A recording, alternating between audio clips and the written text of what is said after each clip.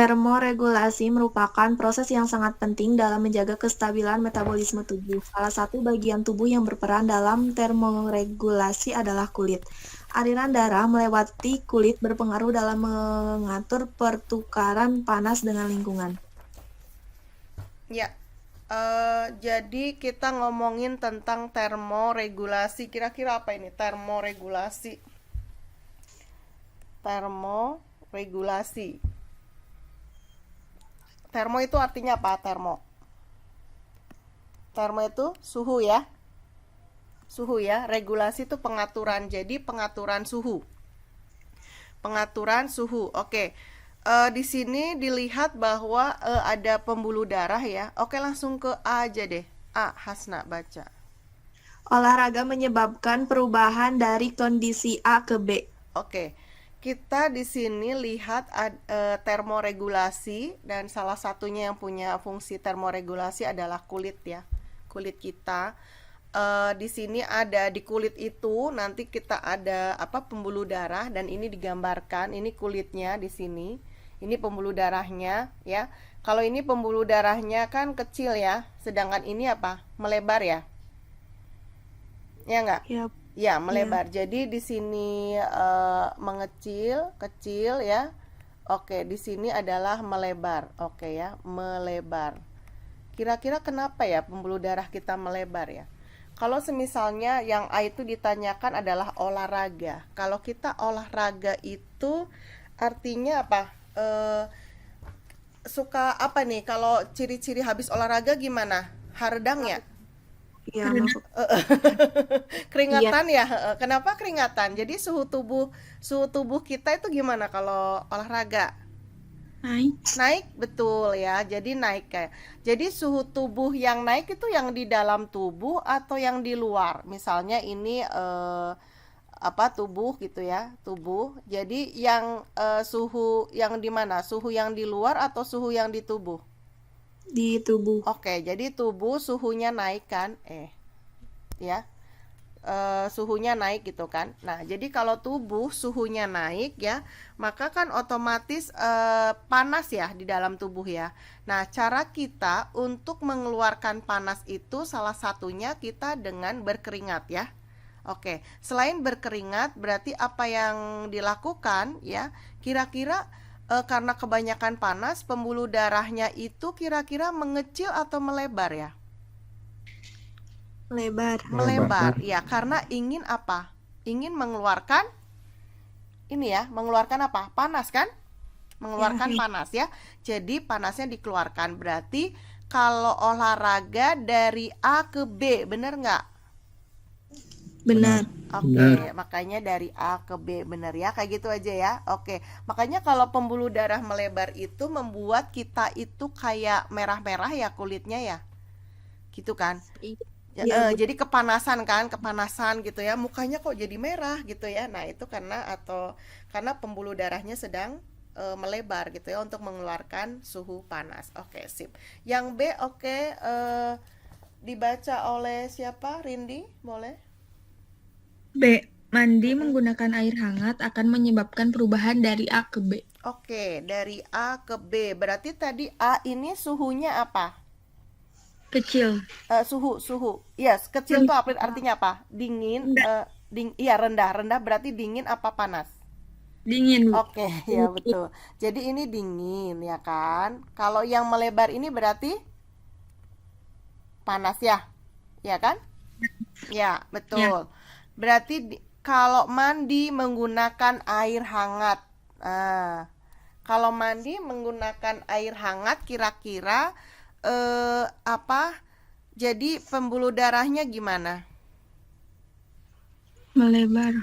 Karena suhunya itu yang panas dalam tubuh kita atau di luar? di luar. Di luar panas, tapi kan kita kasihin air hangat ya. Berarti tubuh kita ikut panas nggak? Ikut. Ya, Ikut panas kan? Berarti otomatis melebar ya. Ya. Kalau kulit kena air panas kan merah ya. Ya nggak? Ya nggak ya.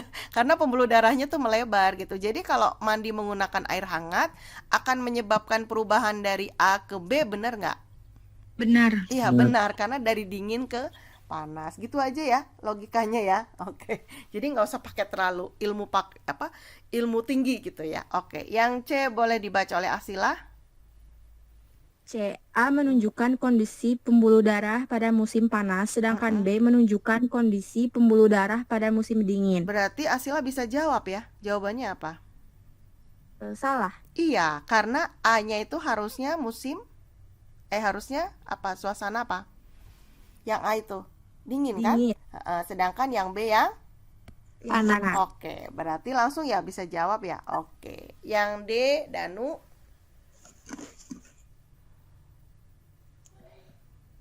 Perubahan dari A ke B terjadi ketika suhu memproduksi senyawa yang menyebabkan peningkatan suhu acuan hipotalamus atau dari 30 derajat Celcius ke 38 derajat Celcius. Oke, di sini ada hipotalamus ya. Hipotalamus itu neurohormon.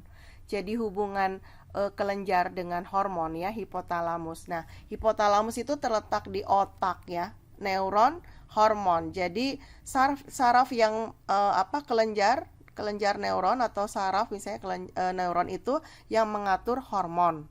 Nah, biasanya acuan untuk hipotalamus ya, acuan hipotalamus itu diukurnya adalah suhu ya. Suhu yang ada dalam tubuh itu adalah 37 derajat Celcius. Ya, acuannya adalah 37 derajat Celcius. Makanya kadang kalau kita di atas 37 itu dinyatakan kita demam, suhunya tinggi gitu ya, karena acuannya adalah 37 derajat Celcius. Dan hipotalamus ini akan merubah acuan suhunya kalau dia berada pada misalnya ini suhu yang berbeda dengan suhu tubuhnya gitu ya. Nah, kalau misalnya ada peningkatan kalau A ke B berarti kan dari dingin ke panas ya. Dari dingin ke panas. Terjadi ketika tubuh memproduksi senyawa yang menyebabkan kira-kira kalau tubuh acuan ini dari 37 menjadi 38 ya. Jadi hipotalamus tadinya kan 37, terus dirubah jadi 38. Kira-kira kenapa ngerubahnya? Lingkungan sekitarnya kira-kira dingin apa panas ya? Kok hipotalamusnya bisa merubah 37 jadi 38? Gimana logikanya? Panas. Panas, Bu.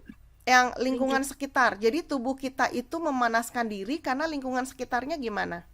Dingin. Karena lingkungan sekitar dingin ya. Berarti kalau dingin kalau lingkungan sekitarnya dingin, maka kita akan memanaskan gitu ya. Jadi perubahan dari A itu dingin ke B terjadi ketika tubuh memproduksi senyawa yang menyebabkan peningkatan suhu. Benar apa enggak? Salah.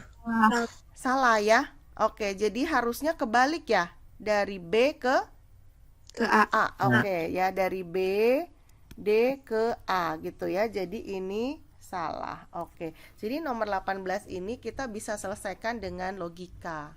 Jadi intinya adalah kalau membaca soal harus pelan-pelan ya dan dihayati. Oke. Waalaikumsalam. Oke. Nah, kemudian bentar. Nuhun teh. Lagi sholat kayaknya. Ya. Oke. Nomor 19 oleh Reza berarti ya. Vitamin merupakan nutrisi esensial yang hanya diperoleh dari makanan. Misalnya vitamin A, B, C, D, E, dan K. Kekurangan vitamin dapat mengganggu fungsi tubuh seperti yang terlihat pada tabel berikut. Ya. Langsung aja deh Reza ke ini soal lagi nih, ada soal. Ya, Lili. Lili diketahui mengalami penyumbatan saluran empedu sehingga menghambat aliran cairan empedu dari kantung empedu ke usus 12 jari. Ya, tentukan pernyataan benar salah. Oke. Jadi di sini ada tabel ya. Kalau makanan itu yang esensial berasal dari vitamin, ini ada tabelnya, vitamin A, B, C, D, E, K, ya. Kemudian kekurangannya juga ini ada tabelnya. Kemudian lili. Lili diketahui mengalami penyumbatan saluran empedu. Penyumbatan saluran empedu. Kalian tahu? Terutama ini yang kelas 11 ya. Kalau buat yang kelas 10 mungkin belajar pada saat kelas 8. Fungsi dari empedu apa? Empedu? Empedu hubungannya sama apa ini? Zat apa? Mengemulsikan apa? Lemak. Iya, betul, lemak gitu. Ya. Jadi lili ini mengalami penyumbatan saluran empedu, berarti dia bermasalah dengan lemak. Ya. Betul? Nah, sekarang karena kita ngomongin vitamin, berarti kita harus paham bahwa vitamin apa aja yang larut dalam lemak. Ya, di sini. Jadi vitamin yang larut dalam lemak. Apa enggak? Waktu SD kayaknya ngapalin ya. A, D, E, K. Adek. Ya, adek ya. Jadi adek itu larut dalam lemak. Berarti yang larut dalam air apa? Sisanya dong, apa? B. 9. Iya, B. Iya, sama apa? Dalam air nggak usah di tabel juga bisa kan? Ada vitamin apa? Oh, ini yang di tabel kelihatan apa? B dan C. oke, BC. BC.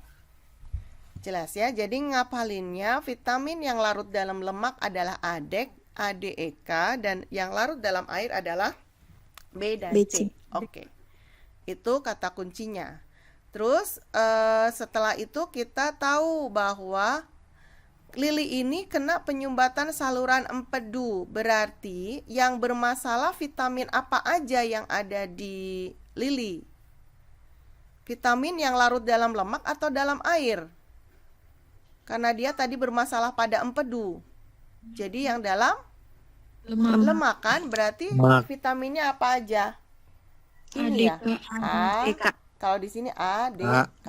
Iya kan? Berarti yang B9 sama C nggak masalah karena memang tidak ada hubungannya dengan lemak. Gitu ya. Nah, kita sudah ada kuncinya, berarti ini yang kelainan ini, kelainannya Lili. Nah, sekarang kita baca Reza yang A. A. Lili rentan terkena anemia. Oke, anemia disebabkan oleh B9. Iya, berarti nggak ngaruh kan tadi sama lemak kan? Salah. Iya, betul. Berarti ini Iya, salah. Oke, yang B silakan siapa? Hasna. Lili kemungkinan menderita gejala yang mirip dengan hemofilia. Oke, hemofilia itu apa sih? Penyakit apa? Darah sukar membeku. Darah sukar membeku. Jadi ini nanti hemofilia adalah kelainan yang disebabkan oleh kromosom yang nempel pada kromosom X ya, H kecil. Ya, ini kalau perempuan itu tidak ada perempuan yang hemofili, karena perempuan yang hemofili itu ya kayak gini ya kromosomnya, itu dia bersifat letal atau mati. Jadi artinya wanita hemofili ini itu hanya ada dua kemungkinan, meninggal pada saat dilahirkan atau meninggal pada saat dia menstruasi untuk pertama kalinya. Karena apa? Karena darah sukar membeku. Kebayang nggak kalau ada wanita hemofili lagi menstruasi bagaimana? Susah kan meninggal ya kan? Ya, jadi yang ada adalah laki-laki hemofili. Itu pun dia hidupnya dengan hemoglobin yang sangat rendah. Jadi hemofili ini termasuk gangguan apa di sini di tabel? Gangguan pembekuan. Iya, gangguan pembekuan darah ya. Jadi orang hemofili itu tidak boleh terluka, apalagi terluka hatinya ya kan? Jadi yang B apa Hasna? Benar apa salah? Benar. Oke, benar. Ya, C Rindi. Lili rentan mengalami patah tulang. Oke, patah tulang disebabkan oleh apa? Patah tulang itu vitamin apa yang buat tulang? D, berarti ngaruh nggak? Ngaruh, berarti benar? Oke, benar ya. Atau bisa aja di sini ada disebutin osteoporosis ya. Jadi osteoporosis adalah pengeroposan tulang ya, pengeroposan tulang ya. Nah, jadi rentan patah tulang gitu kan. Nah, oke, yang D berarti Asila. D. Lili rentan mengalami gangguan penglihatan atau rabun. Oke, ada hubungannya rabun? Vitamin apa? Ada. Oke, vitamin A. Berarti jawabannya Benar. oke, benar. Gampang ya yang ini ya? Iya. Iya, tapi kan kalau awal-awal kalau kita nggak bahas bareng, males ya bacanya ya. Iya, Bu. Betul ya, males. Vitamin, ada tabel gini, aku belum belajar vitamin, aku belum belajar segala macam ya. Apalagi yang kelas 10 ya, belum mengenal apa ini vitamin ya, apa ini kelainan-kelainan. Kan ini jatah anak kelas 11 nih ya. Oke, sip. Sip ya. Oke, sekarang berarti bagian yang baca Danu ya. Oke, Danu nomor 20. Panting terengah-engah adalah satu respon respirasi pada hewan akibat adanya perubahan suhu lingkungan. Diagram di bawah menunjukkan pengaruh panting terhadap volume udara respirasi, dead space ventilation, dan alveolar ventilation. Dead space ventilation adalah volume udara yang tidak terlibat dalam pertukaran udara antara paru-paru dengan darah. Volume udara yang berada di sepanjang saluran pernapasan. Sedangkan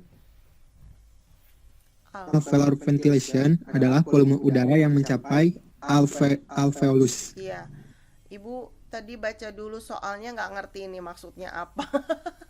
Ini apa gambarnya nih ya? Oke, kita langsung ke A aja deh. Silakan Danu. A. Data mendukung hipotesis bahwa panting dipicu oleh kekurangan oksigen di dalam tubuh pada saat terpapar suhu tinggi. Oke, jadi Panting itu terengah-engah ya. Gitu ya, terengah-engah ya. Nah, kalau kita ngelihat data atau ini aja deh, kalau berdasarkan dari pengetahuan dan pengalaman kita aja ya. Data mendukung hipotesis ya. Jawaban sementara bahwa terengah-engah itu dipicu oleh kekurangan oksigen, benar nggak? Salah. Gitu loh, ngos-ngosan. Apa tuh bahasa Sundanya apa? Kalau Ibu ngertinya ngos-ngosan. Kalau bahasa Sundanya sama ngos-ngosan? Iya, kekurangan oksigen kan? Kalau habis lari-lari, kamu ngos-ngosan nggak? Iya, kalau ngos-ngosan kan? Iya, jadi dia kekurangan oksigen, makanya ngos-ngosan gitu ya, biar cepet gitu ya udaranya. Mana oksigen gitu kan sebenarnya gitu kan di dalam tubuh. Nah, ini dilanjutkan pada saat terpapar suhu tinggi. Nah, kenapa kita kekurangan oksigen? Karena kita kekurangan energi, betul nggak? Habis lari-lari capek, benar nggak? Benar. Ya, kita kekurangan energi gitu kan, kekurangan energi. Nah, kalau misalnya kita kekurangan energi, karena kita pasti akan membutuhkan oksigen, ya kan? Kira-kira kalau kita kekurangan energi, ya kita kan kekurangan itu kan di suhu mana nih? Karena kekurangan kan pasti dia suhunya bukan suhu tinggi ya. Iya, suhu rendah. Iya, suhu rendah kan. Kalau suhu rendah ya otomatis lah kita energinya kan kurang. Ya kan? Ya, Iya, karena Bu. jadi kalau terengah-engah itu suhu rendah. Kenapa? Karena memang dalam tubuh kita itu udah panas. Berarti suhu di lingkungan kita itu lebih rendah. Gitu ya. Jadi bukan dalam artian kita kepanasan terus ngos-ngos kan, enggak. Jadi memang kita ngos-ngosan itu dalam konteks kita kekurangan oksigen untuk bisa menghasilkan energi. Otomatis ini biasanya ada pada suhu yang rendah. Jadi jawaban yang A ini Salah. oke, salah ya, karena ada suhu rendahnya. Oke, berarti yang B bagiannya siapa? Hasna. Reza. Reza belum ya? Reza. Siapa? Reza, Ibu. Oh iya, Reza. Silakan Reza.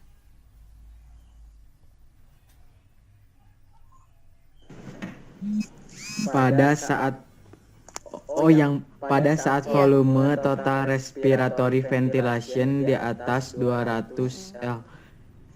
Min sat Min, ya. panting akan memicu terjadinya peningkatan pH darah.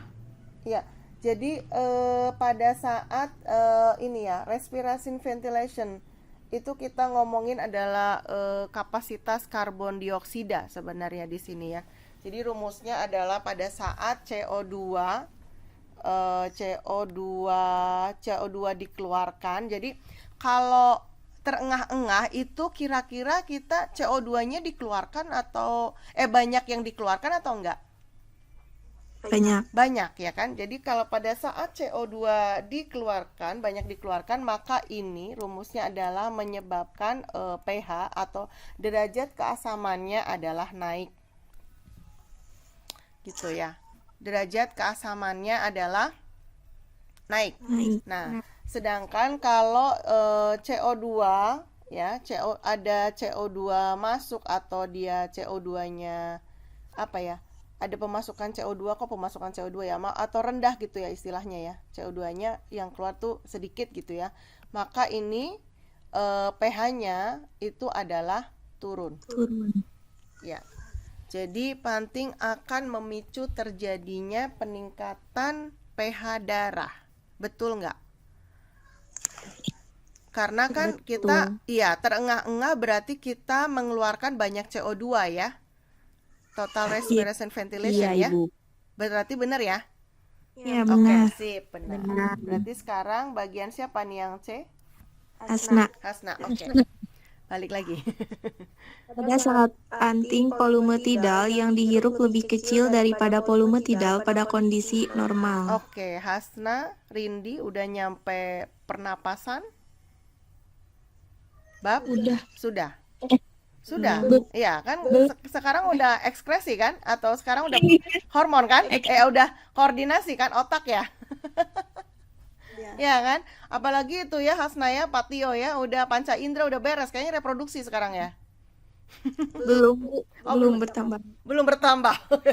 Nah, kalau kalian pahami pada saat pernafasan, kalau buat Asila, Danu sama Reza kayaknya belum, soalnya waktu SMP kayaknya nggak begitu mendalam ya tentang pernafasan ya. Jadi kalau di pernafasan itu ada yang namanya tabel pernafasan gitu kali ya, tabel pernafasan. Nah, jadi kayak gini nih, kalau misalnya pernah lihat ya ini kayak gini miring ya terus ya. Nah ini misalnya ini segini pernafasan biasa atau tidak, kemudian ini nanti seperti ini, kemudian kayak gini. Nah ada yang seperti itu. Nah ini ya, ini yang namanya pernafasan tidal. Nah ini namanya volume tidal atau volume pernafasan biasa. Artinya adalah jumlah udara yang kita masukkan biasa, dan biasanya ini dan sudah diatur ya, ini kurang lebih 500 ml. Jadi kita bernafas biasa, bukan. Nah, itu namanya bernafas dalam-dalam ya kan? Nah, ini kita bernafas biasa aja. Kalau bernafas biasa itu adalah 500 ml. Jadi kalau itu bernafas dalam-dalam. Nah, itu menghembuskan nafas dalam-dalam. Itu namanya volume cadangan ekspirasi. Kalau menghembuskan terlalu keras, kemudian bernafas dalam-dalam itu cadangan inspirasi. Itu kalau kita pelajari tentang volume atau tabel dari pernafasan. Nah, pada saat kita terengah-engah ya, volume tidal atau pernafasan biasa yang dihirup itu lebih kecil daripada volume tidal pada kondisi normal. Benar apa enggak? Karena kan temponya cepat ya. Gitu. Jadi kira-kira dapat enggak itu 500 ml?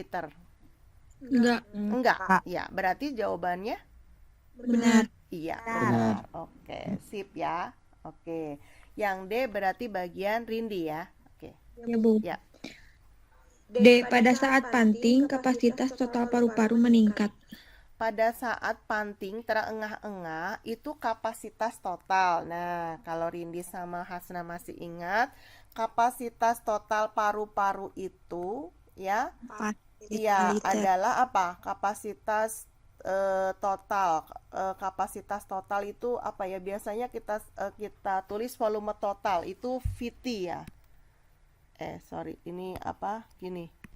Nah, ini VT gitu ya. Nah, kapasitas total paru-paru itu terdiri dari apa? Ini volume tidal FT, VT ya, ditambah dengan tadi inspirasi maksimum tadi ya. Kita singkat dengan VCI, kemudian inspirasi sama yang ekspirasi berarti VCE. Apa sih itu, Ibu? Jadi intinya gini, kapasitas total paru-paru itu adalah pernafasan biasa yang 500 ditambah bernafas dalam-dalam. Nah, itu 1500, kemudian menghembuskan nafas keras-keras gitunya itu 1500 juga.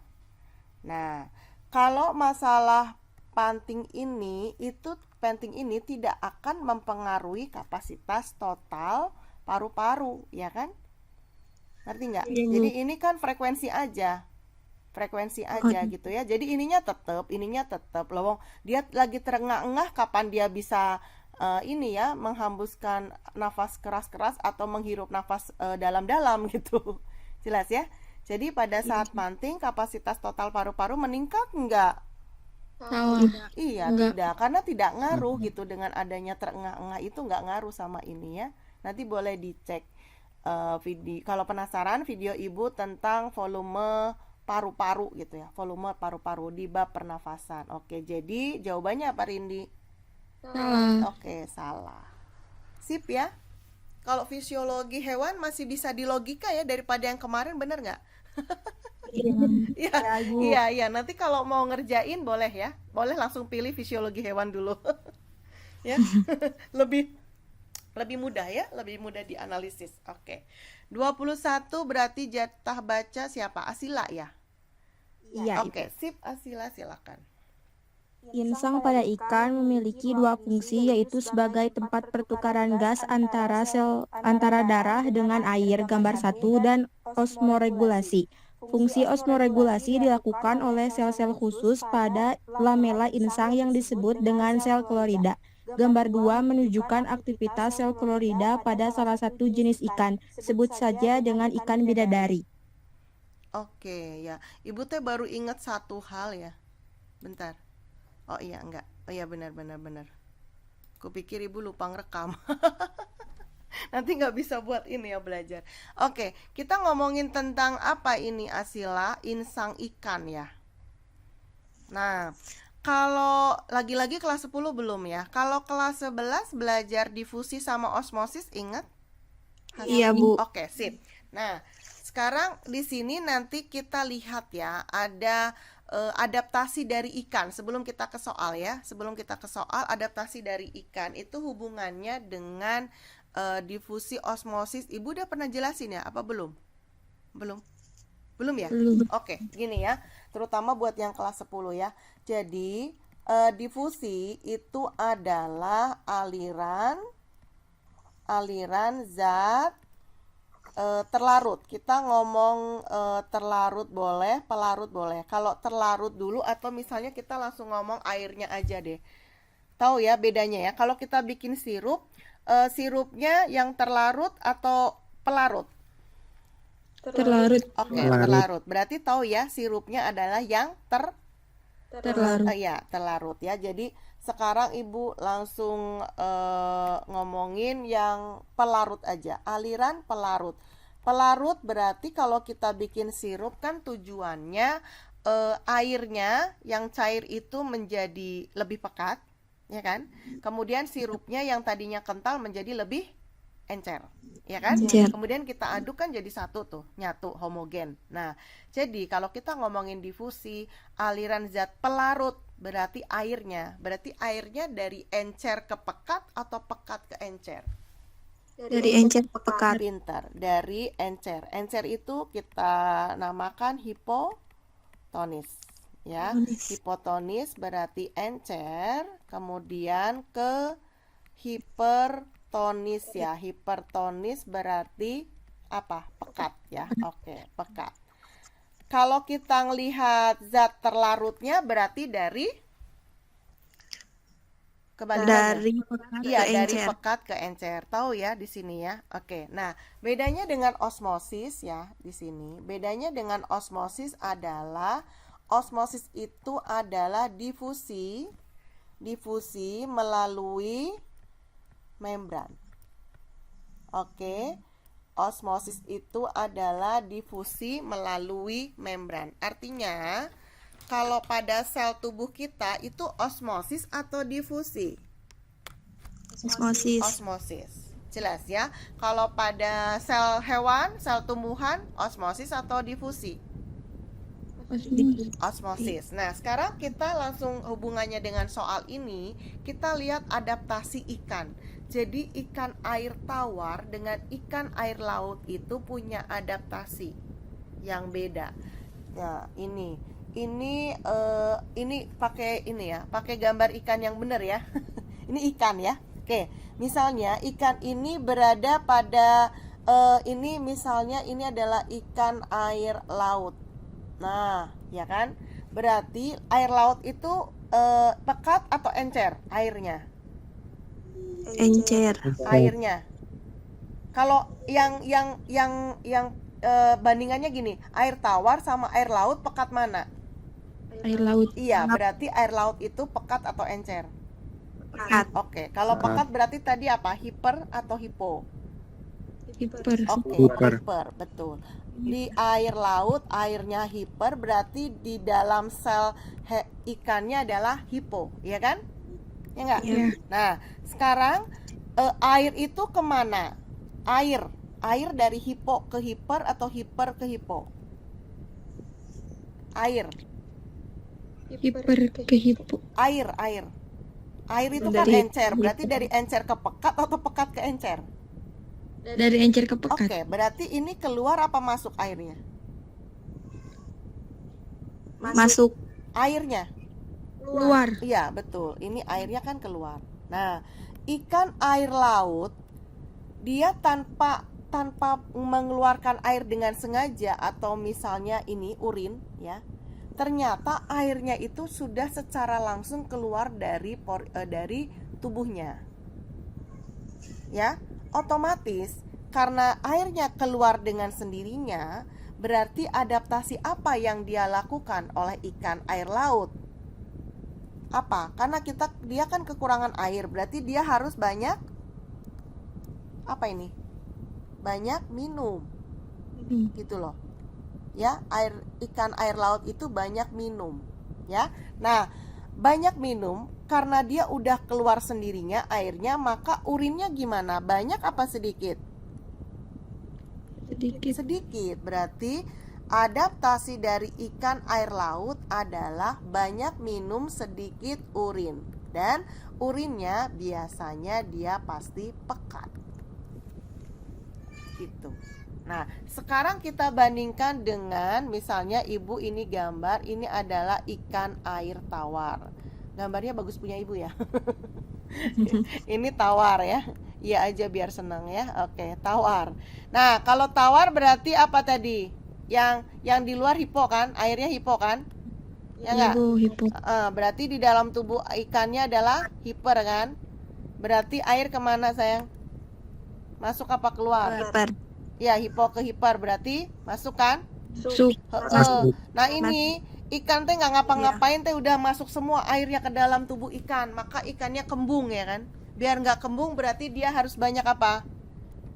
Mengeluarkan urin. Oke, berarti adaptasinya banyak urin, dan urinnya itu encer karena air ya. Ya kan? Karena airnya kan air tawar. Kemudian dia sedikit Minum. Iya, sedikit minum. Apa iya, Bu? Ya, kalau nggak percaya tanya sendiri. Sama ikan. Sampai sini ngerti nggak? Ngerti, Bu. Ngerti Ngerti, ya? Bu. Nah, kalau ada anak kecil renang gitu kan. Sama kan kalau renang itu kan kalau dia renangnya di air tawar gitu kan. Heeh. Berarti Iya. air itu kan masuk ke dalam tubuh lewat sel-selnya itu kan. Heeh. Ya. Jadi dia pasti iya kan? Banyak urin ya. Kalau di kolam renang banyak urin ya. Iya nggak? Karena apa? Iya. Karena kembung dong kalau nggak pipis gitu kan. Ya, sama ya, Bu. Sama. Itu kan ada hipo apa sih? Ada osmosis gitu ya. Jelas ya. Oke, kita masuk ke soal. Ini ngerti ya? Hafal ya?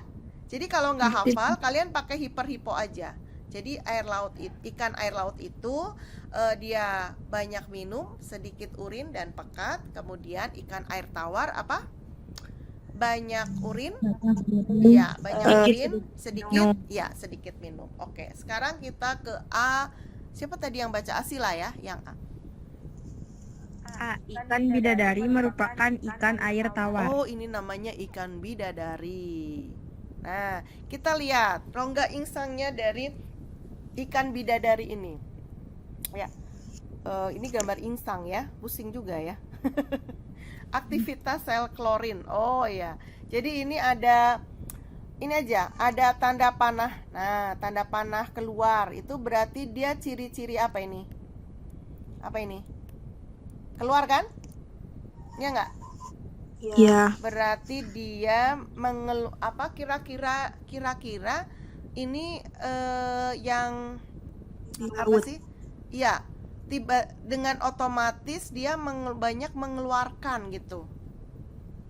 Banyak mengeluarkan dari insang, dari sel-sel tubuhnya. Berarti dia hidupnya di mana nih? Di laut apa di tawar? Di laut. Laut. Di laut ya, karena dia urinnya sedikit ya, tapi karena memang dari insang udah keluar banyak banget ya. Oke ya, dari Iya. sel-sel tubuhnya ya. Oke, berarti yang A benar apa salah? Salah. Oke, salah. Ya, ini. Oke, yang B berarti Danu. Air yang masuk ke dalam insang ikan bidadara lebih hipotenis daripada air yang keluar dari insang ikan bidadari. Oke, jadi yang keluar air yang masuk ya. Air yang masuk. Nah, ini gini, kita ngelihatnya bukan dia hidup di tawar apa enggak ya, tapi dari rongga insang ini, dari gambar ini aja sebenarnya B-nya menjawab. Yang dikeluarkan kan banyak kan apa ini? Banyak apa ini? Banyak apa ini? Ion ya? Ion kan? Ya. Kalau dia banyak ion berarti kira-kira pekat atau encer? Kalau banyak ion.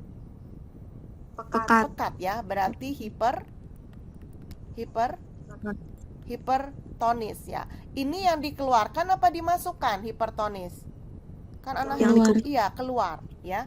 Jadi yang keluar ini adalah hipertonis ya, yang keluar. Berarti yang masuk Hipotonis. iya, yang masuk berarti hipotonis. Tonis. Iya. Jadi jawabannya apa? Benar.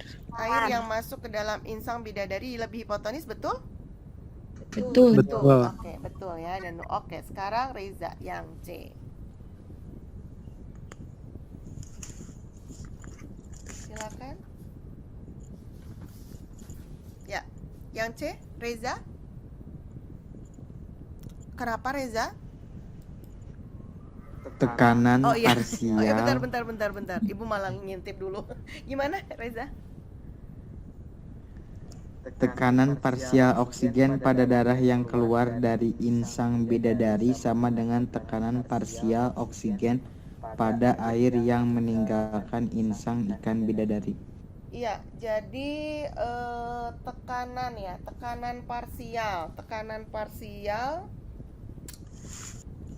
tekanan parsial oksigen pada darah yang keluar dari insang bidadari sama dengan tekanan parsial oksigen pada air yang meninggalkan insang ikan bidadari.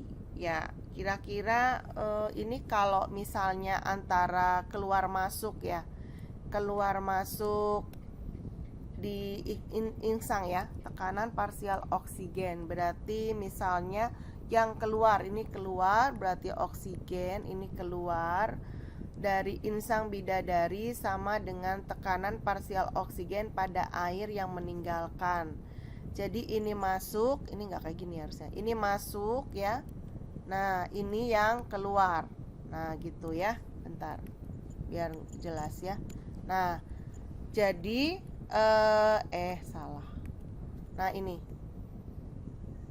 Masuk tekanan parsial oksigen ya. Yang keluar dari insang itu sama nggak sama dengan yang apa? Yang keluar. Yang apa sih bedanya sebentar? Parsial oksigen dari yang keluar dari insang sama dengan yang meninggalkan insang. Bedanya apa ya? Tekanan parsial oksigen pada air. Oh, air, sorry. Ini adalah tekanan oksigen yang dari apa? Pada darah ya. Ini darah kan? Ya, darah keluar. Ini adalah air ya. Tekanan oksigen yang dari apa? Dari apa ini? Dari air ya. Dari air. Kira-kira sama nggak? Beda. Beda ya. Bu. Karena kan ini air, misalnya kan tekanan. Jadi harusnya kalau apa sih yang sama-sama keluar ya, yang sama-sama keluar yang beda ya. Yang ini kan keluar tapi yang ini di darah dari ikannya ke lingkungan. Kemudian kalau air itu dari lingkungan ke ikannya ya. Kecuali kalau sama-sama di sini. Ya, sama-sama di sini ya. Jadi beda ya. Pasti beda ya. Air dengan insang ya. Oke, logikanya pasti beda. Ini berarti salah atau benar? Salah. Oke, salah ya. Oke, salah. Yang D siapa? Bagian siapa ini? Hasna. Hasna, balik lagi ya Hasna.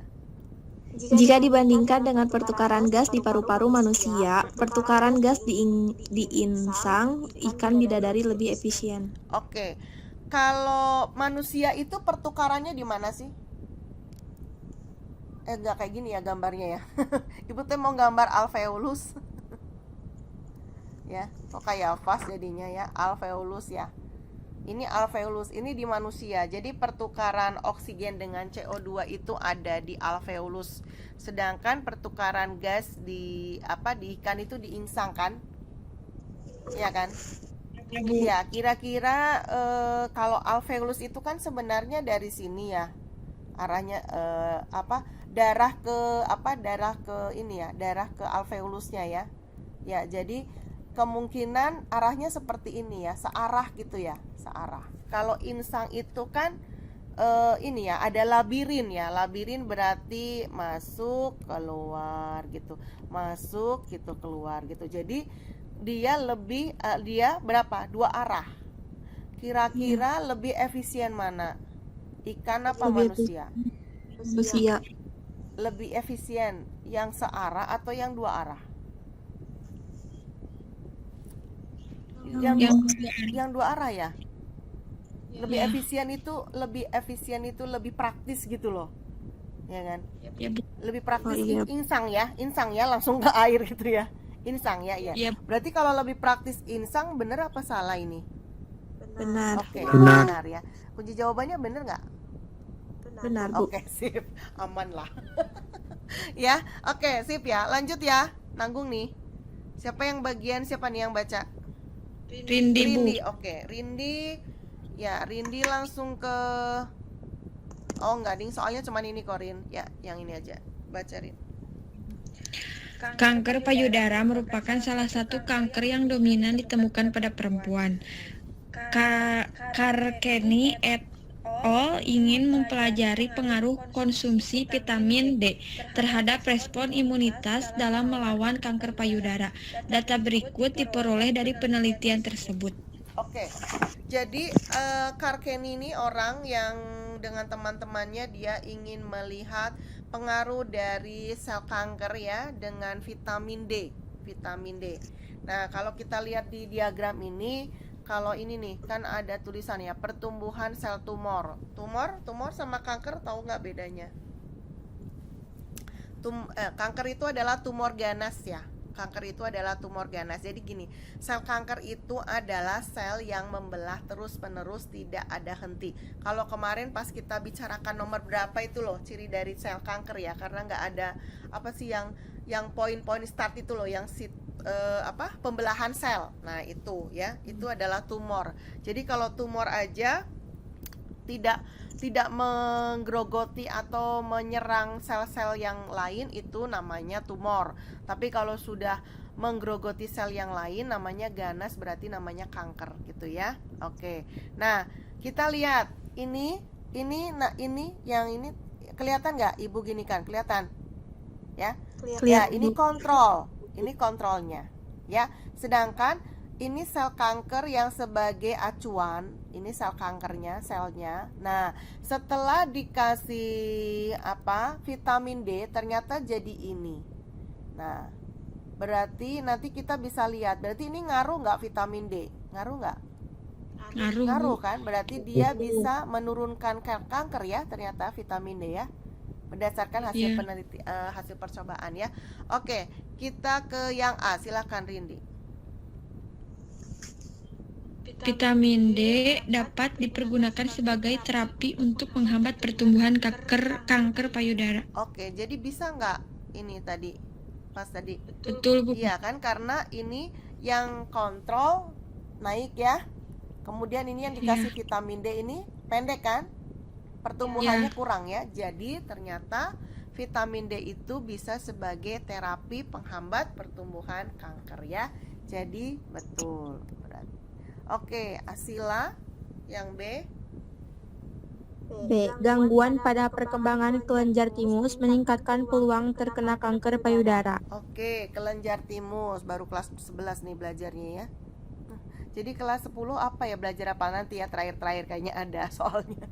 Jadi kelenjar timus ya, kelenjar timus itu adalah kelenjar ya yang menghasilkan antibodi. Antibodinya apa? Antibodinya itu adalah limfosit B. Limfosit B apa? Kelas 11-nya juga ini bab akhir, imunitas. Jadi belum belajar ya Rindi sama Hasna ya. Jadi limfosit B itu adalah salah satu pertahanan. Kalau bisa dibilang bahwa pertahanan tubuh kita itu kan sel darah putih, leukosit. Nah, kan itu ada tingkatan-tingkatannya ya. Nah, jenderalnya itu ini limfosit B. Jenderalnya dari pertahanan gitu ya. Nah, dihasilkan oleh kelenjar timus. Jadi, kalau ada gangguan kelenjar timus berarti gangguan terhadap apa ini? Penghasilan, memproduksi apa ini? Antibody ya kan? Oke, kita lihat. Yang limfosit ya, sel limfosit berarti ini kan yang B ya. Diagram B kita lihat. Oke, diagram B ini lihat. Ini kalau kita bukan ya. Apa sih ini? Gangguan timus. Oh, pengaruh pemberian antibody. Ya, antibody ya, pengaruh ya. Berarti yang C, sorry. Yang kedua ini yang C, ya. Ini yang WT ini adalah yang normal. Nah, ini kontrolnya. Bukan normal, maksudnya ini kontrolnya. Nah, kalau yang saya kebalik ya. Salah ini ya, sebentar ya. Nah, kan benar. Jadi yang kontrolnya nih yang ini ya, yang nggak jelas ini ya. Nah, di sini kan, sorry.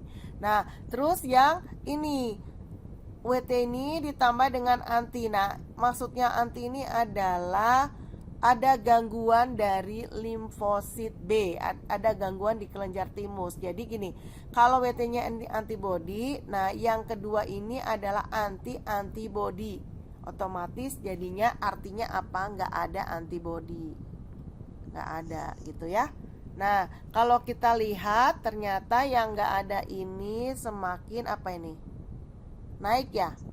Oke, berarti jawabannya gangguan pada perkembangan kelenjar timus meningkatkan peluang terkena kanker payudara. Betul nggak? Betul. Oke, betul ya, karena kalau nggak punya antibodi ya peluang untuk kena kanker gitu ya. Oke, yang C berarti Danu. Penelitian menunjukkan bahwa sel limfosit T CD8 berperan penting dalam menghambat pertumbuhan sel kanker. Oke, nah ini baru yang limfosit, berarti yang B ya. Penelitian sel limfosit T berperan penting dalam menghambat. Nah, ini ada penambahan dari dari yang ini kan? Bacanya yang ini ya. Penambahan dari ada vitamin D-nya kan? Ya, kalau dikasih dengan vitamin D untuk yang limfosit ini ternyata ini loh. Ini apa sih? Sel yang hidup ya. Sel. Jadi intinya adalah ini sel yang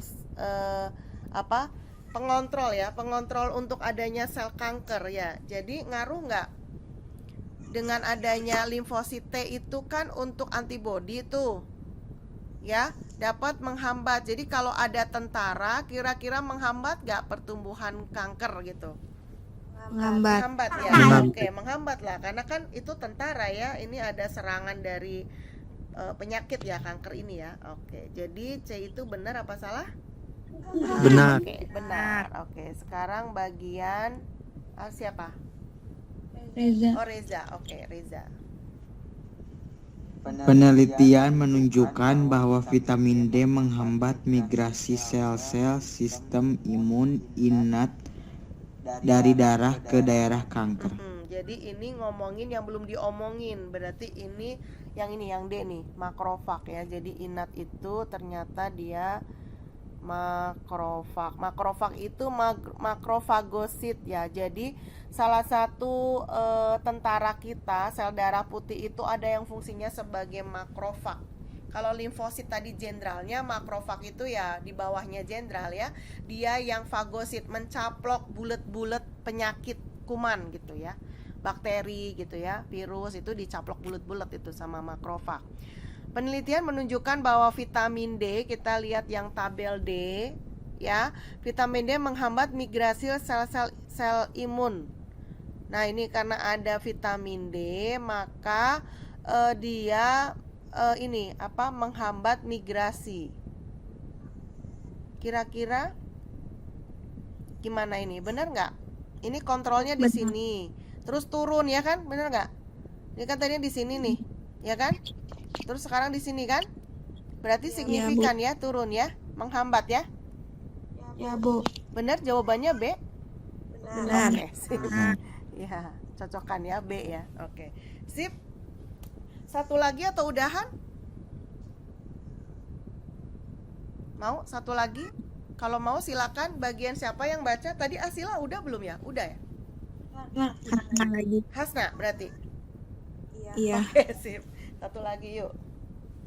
Termogenesis merupakan mekanisme produksi panas, baik melalui aktivitas otot, sparing termogenesis, maupun aktivitas lemak coklat, non-sparing termogenesis.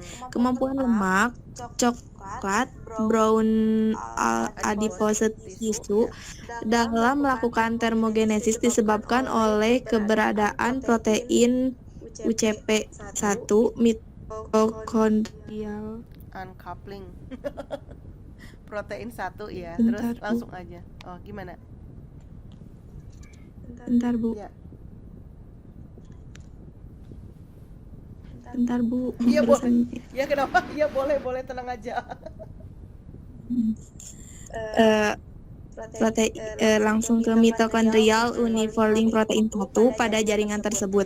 Berikut merupakan eksperimen yang bertujuan untuk menginvestigasi pengaruh injeksi norepinefrin terhadap aktivitas termogenesis pada mencit yang diaklimasi pada dua suhu yang berbeda.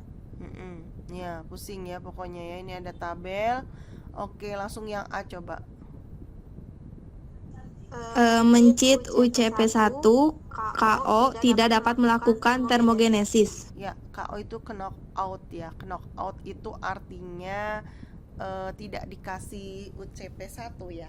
Tidak dimasukkan UCP1 ya. Jadi ada mencit tahu? Mencitnya mus-mus culus anu tikus yang warnanya putih, bibir merah jambu. Ya, itu mencit ya. Ya, jadi percobaannya kita pakai mencit. Jadi tikus mah, kalau tikus nama ilmiahnya ratus gitu. Ratus itu tikus putih juga tapi gede gitu ya. Nah, kalau yang kecil-kecil imut itu mencit namanya. Oke. Bahasa kerennya musculus ya. Oke. Nah, ini ada dua mencit di mana yang satu dikasih UCP1 ya, yang satunya tidak gitu, knock out ya, KO gitu ya. Nah, kalau kita perhatikan ya, ini ada suhu 30 derajat sama 4 derajat. Mencit UCP1 KO tidak dapat melakukan termogenesis. Nah, termogenesis itu, termo itu artinya apa tadi? Suhu. Ya, suhu. Jadi untuk apa ya? Apakah dia bisa merubah apa ya? Beradaptasi dengan perubahan suhu gitu, maksudnya itu termogenesis gitu ya. Nah, kalau kita lihat yang UCP1KO ya di sini, kan ini kita lihat dari sini nih ya.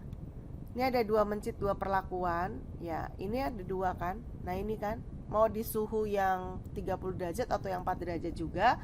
Ini sama kan? Sebelum dikasih perlakuan ya ini ya. Jadi di sini nih. Nah, letaknya kan di sini sama. Nah, berarti apakah dia tidak dapat melakukan termogenesis? Iya nggak? Ngaruh nggak? Iya. Hah? Ngaruh. Tidak dapat melakukan termogenesis? Kunci jawabannya apa? Ini Bu nyari kunci. Salah. Salah. Tidak dapat. Salah, Bu. Iya. Jadi kenapa salah ya? Karena ini loh. Jadi mau yang dikasih UCP1 atau tidak, ini sama ini loh, Nak. Nah, ini loh. Nih, Bu kasih warna ya, warna beda ya. Nah, ini ya yang di suhu tinggi ya. Ini sama ini tuh ada dua nih. Nah, dua di sini juga ada dua gitu. Jadi kan nggak ada bedanya ya. Ya kan?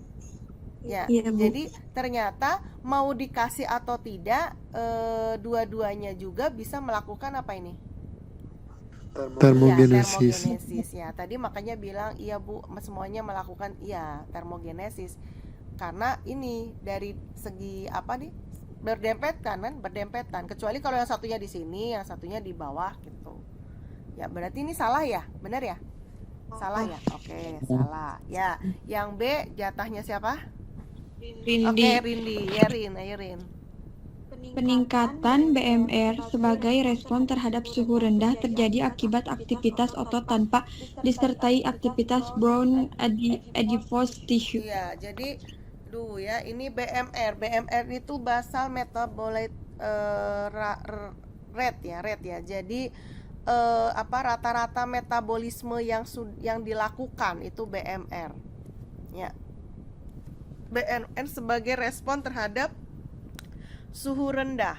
Suhu rendah berarti 4 derajat Celcius terjadi akibat aktivitas otot tanpa disertai aktivitas brown adipose.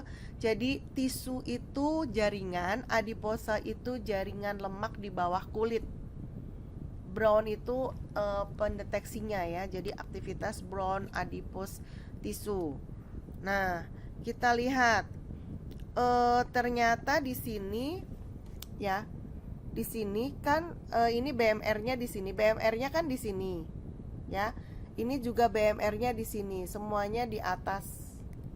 Semuanya di atas BMR ini. Ya.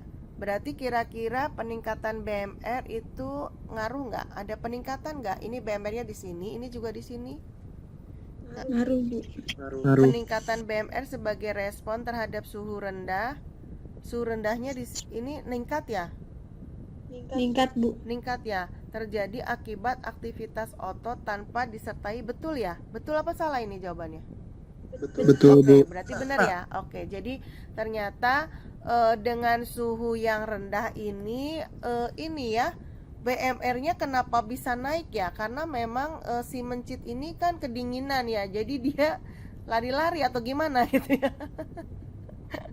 Jadi ada aktivitas otot di mana dia untuk mencari supaya ya tidak ngaruh dengan apa? Dengan suhu dingin itu ya. Tanpa ini jaringan adiposa. Jadi tanpa ngaruh lemak ya, jaringan adiposa yang dia punya mencit. Oke, betul. Sekarang siapa? Asila ya. Iya. Norepinefrin memicu produksi panas melalui shivering thermogenesis dan non-shivering thermogenesis. Oke, norepinefrin. Nah, ini NE nih loh. NE ini norepinefrin. Jadi, setelah dikasih NE maka menyebabkan beda ini ya. Oke, lihat ya. Jadi memicu produksi panas melalui, bener nggak? Ini setelah dikasih NE, ini memang beda ya. Antara ini ya, antara yang kontrol ya, WT ini kan kontrol, sama yang ini, UCP1 knockout. Di suhu rendah, di suhu tinggi juga beda ya. Antara WT Iya, beda. dengan ini. Jadi pemberian NE bener nggak? Salah. Karena NE itu ini ya, salahnya itu kalau dikasih NE memang dia terjadi perbedaan. Cuman norepinefrin itu tidak memicu produksi panas melalui, nah ini shivering thermogenesis. Coba mana tadi? Thermogenesis merupakan mekanisme produksi panas baik melalui aktivitas otot ya, dan aktivitas lemak coklat, gitu ya. Bentar, berarti norepinefrin memicu produksi panas melalui aktivitas otot. Enggak ya, dikasih epinefrin aktivitas tidak ngaruh dari sini ya. Sebenarnya dia ngaruh, cuman bukan karena ini ya. Tidak melalui apa? Shivering thermogenesis dan non-shivering thermogenesis. Maka ini ya. Atau saya salah paham ya, harusnya bukan memicu ya, tapi menghambat ya. Iya, Ibu. Oh iya, betul. Saya salah paham berarti.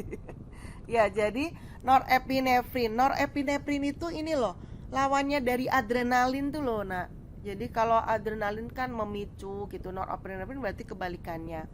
Jadi norepinefrin menghambat ya produksi panas, justru menghambat ya. Makanya yang C salah ya. Iya, Bu. Iya. Oke, betul gitu ya. Mohon maaf ya. Oke, udah lola nih. Udah loading. Oke, yang D siapa nih? Bagian siapa? Danu. Oke, Danu. Secara alami, norepinefrin disekresikan sebagai respon terhadap suhu rendah untuk meningkatkan suhu tubuh. Kalau di percobaan ini norepinefrin dikasih atau dimunculkan ini? NE kan dikasih ya? Benar nggak? Dikasih. Iya, kalau dikasih nggak alami dong, benar nggak? Iya. Iya, udah aja. Jadi ini pernyataannya benar apa salah? Salah. Oke, gitu aja ya.